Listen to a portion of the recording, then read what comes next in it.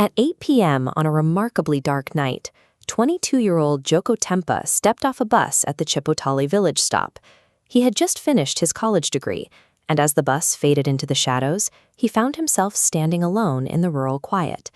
A group of local elders sitting near a fire immediately approached him. They asked where he was heading, and upon hearing he intended to walk the final 2.5 kilometers to Notopaska, they gave him a clear, explicit instruction. Do not walk that path at night. Wait until morning. Joko Tempa laughed at the warning. He gripped his backpack and explained that he was a highly educated man. He relied entirely on modern rationality and dismissed their concerns about unseen entities as baseless, outdated superstition. This diagram illustrates the ideological clash taking place at that bus stop. On the left, we see the rigid, glowing grid of urban rationality, demanding proof and clean lines. Opposite that is the fluid, dark, organic shape representing generations of local survival wisdom, rules built around forces that defy measurement. Certain that his intellect offered complete protection against old ghost stories, Joko Tempa tightened his grip on his bag and stepped onto the pitch-black road. A university education provides excellent tools for navigating the modern world, but that same education can breed a specific type of arrogance, prompting people to confidently ignore the geographic boundaries and safety rules drawn by local communities over centuries. After 1 kilometer of walking, the environment shifted. The darkness grew thicker, the wind picked up through the trees, and Joko Tempa developed the acute psychological sensation that he was being watched. Then came the first physical anomaly. From the dense cover of the dark bushes right beside him, a sudden aggressive rustling broke the silence. His mind immediately deployed its first logical defense mechanism. He forced his heart rate down by categorizing the unpredictable noise as something familiar.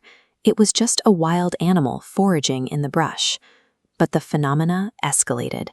Moments later, a distinct pitch-black shadow violently darted straight across the road, directly in front of his path. This animation shows his brain's second rationalization in real time.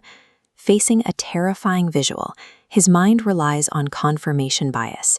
It actively rejects the impossible data point of an autonomous shadow, labeling it a mere optical illusion to maintain his stable, linear worldview. Then the sensory input crossed a line he couldn't explain away. From deep within the trees, he heard the undeniable, chilling sound of a woman crying.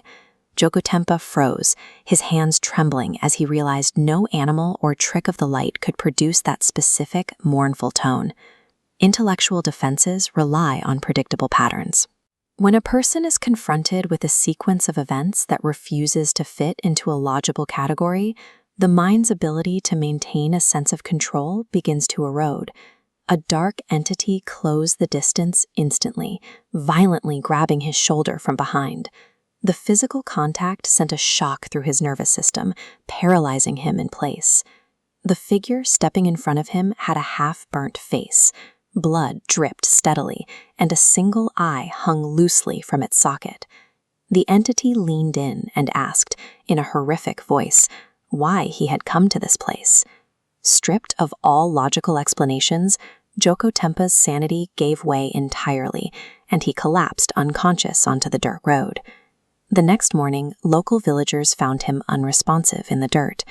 They carried him back to Notopaska, handing him over to his deeply terrified parents, Jekaton and Westahenta.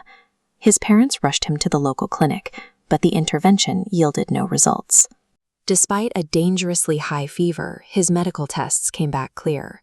Fever reducers and sedatives failed to stop the violent tremors or the terrified screaming that occurred every time he closed his eyes.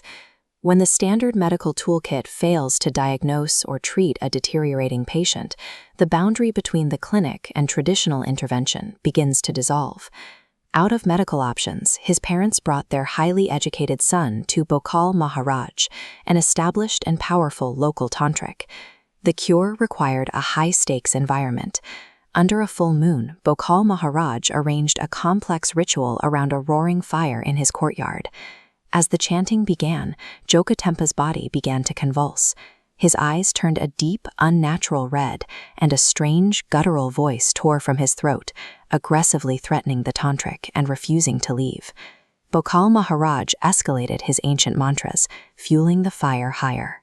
With a final, piercing scream from Jokotempa, the dark shadow physically expelled itself from his body and vanished into the night air.